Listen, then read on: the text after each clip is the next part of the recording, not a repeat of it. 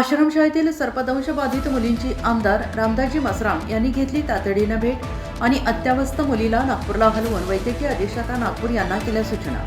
धानोरा तालुक्यातील आश्रमशाळा जगतलाई येथे सर्पदंशाची घटना घडल्याची माहिती मिळताच आमदार श्री रामदासजी मसराम यांनी तातडीनं जिल्हा रुग्णालय गडचिरोली येथे जाऊन उपचार घेत असलेल्या मुलींची भेट घेऊन प्रकृतीची चौकशी केली। तसेच दीपिका मडावी ही अत्यावस्थ असल्याने तिला नागपूरला पाठवून वैद्यकीय अधिष्ठाता नागपूर यांना तातडीनं उपचार करण्याच्या तसेच गडचिरोली येथे उपचार घेणाऱ्या मुलींबाबत डॉक्टरांशी चर्चा करून मुलींना योग्य आणि तातडीचे उपचार मिळावेत यासाठी आवश्यक त्या सूचना दिल्या।